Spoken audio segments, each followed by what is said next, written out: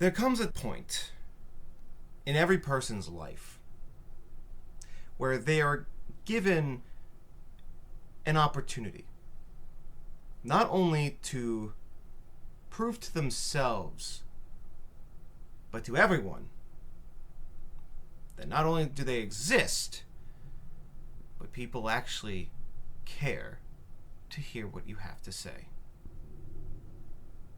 And this is why I am excited to announce that this video is brought to you by Nth Circle Studios! Okay, a little bit of context. I reached out to Nth Circle to see if I could, in exchange for a Steam key for episode 2 of their currently in progress game of the Devil. I mean, sort of, like, it's episodic, so the episodes are in progress, but it's like, it is out, technically. Just not fully. But anyway, the trade offer was, for the Steam key, I would promote the game somehow. For some reason, they said yes. I don't know why, but I'm not going to look to give horse in a mouth. So, for all intents and purposes, while they are not sponsoring me, I need to explicitly point out they are not sponsoring me. They just gave me a free copy of episode 2 of their game. I do still need to disclose that, you know, they did give that to me, and in exchange, I'm going to sell the praises of this game to you now, somehow.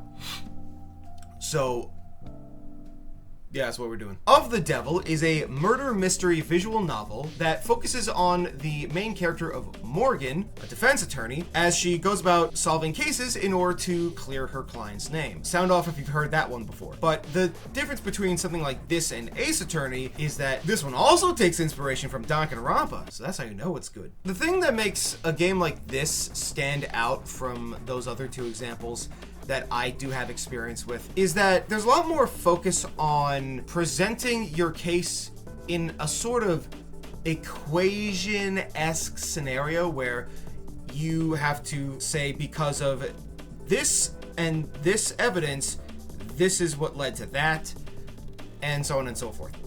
Obviously, you have to find contradictions and all that, but there are times where you are given the option to double down on a take or let a take go. If you played Ace Attorney, there are definitely some instances in which, you know, Phoenix, the main character, has gone out of his way to say, I can't really argue that point. What if you attempted to and you got egg on your face for it?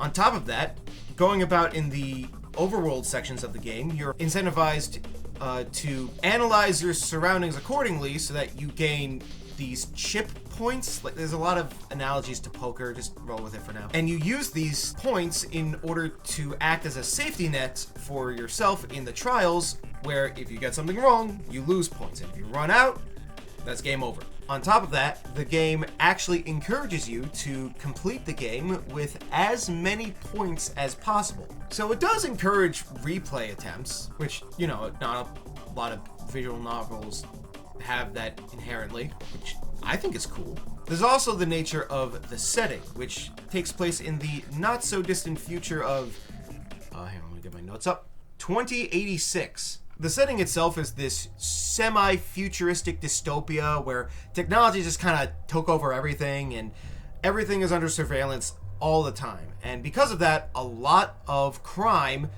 gets recorded from front to back, so everyone knows everything about what happens. There's barely any need for, like, elongated trials anymore. Until the Heartbreak Killer decides to show up. The game currently has a free episode to engage with, which acts as a demo for the rest of the game, but it's also pretty much the starting point for the story. So even though it's called Episode 0, I would still recommend playing that if you plan on getting into this game and its narrative. In Episode 0, you, Morgan, have to defend a client who is being accused of being the Heartbreak Killer. It is your job to prove that they are in fact not such individual and their innocence of just the crime in general. When it comes to this game, for me, there are two things that really catch my attention. That is the writing and the art direction. I'll start with the art direction because that's the easiest to get out of the way. Look at this thing, dude. It's gorgeous. It's so stylized, but not overly complicated, but also simplistic enough to be able to see and go, oh, that's that game. It has a very clear visual identity, and the 2D sprites with the 3D backgrounds really sell just how obviously Danganronpa inspired this is. Like, I'm sorry, like, it is very clearly Danganronpa. But onto the writing, it is so dense.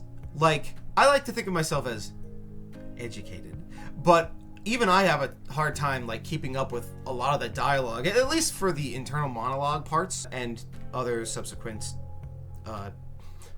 high effort readings. And I'm not to say like, oh, you have to have like a high IQ to be able to understand this game. No, the thing that really like surprised me is that even though I was having a hard time when I first picked up the game, I was immediately just hooked on getting what it was laying down. It's a techno-punk dystopian future where corporations just run everything and robots are here, I guess. You pick up on the tone very easily. And whenever the actual plot gets rolling, it's very easy to like get a sense of what is happening. But on top of that, the writing for the characters are superb. I love the characters in this story because every single one of them feels distinct from one another. You got Morgan herself, who is kind of a dry cynic, but in a lovable kind of way, and really works as a narrator for the story, given how neutral about everything around her tends to be. There's Detective Reyes and Detective London, who work off each other well as a sort of hard-hitting detective and laid-back detective, respectively. Kind of fueling that good cop, bad cop kind of vibe, you know? 6-7 and all that. And even later on, you get introduced to the character Sura? Is that how you pronounce it? I'm just, for the sake of this, I'm gonna refer to them as Sura. She shows up in episode 1. Technically, like, there's like a thing with her in episode 0, I'm not good. But it's like post-game stuff anyway. And her optimistic naivete is a very entertaining juxtaposition off of Morgan, who's a lot more aware and confident about how the world actually works. Also, Sura's smug attitude sometimes shines through, and I think that's very funny. And those are just main characters. Like, a lot of the other ones are just always a treat, no matter who they are. Fun fact! One of them is trans, and the other one uses they-them pronouns. Sorry, woke game. I really enjoyed my time playing episode 0 and episode 1, and I'm really looking forward to episode 2. As I'm filming this, I haven't received the key yet, so keep an eye out for my social media for when I finish episode 2 so that I can praise it more somehow. And speaking of social media, the devs themselves have their own social medias. They want me to share. They have a Blue Sky, Twitter, Tumblr, and a YouTube. Also a public Discord server if you're into that. I'll leave links to all of them down below if you're interested. But, of course, and...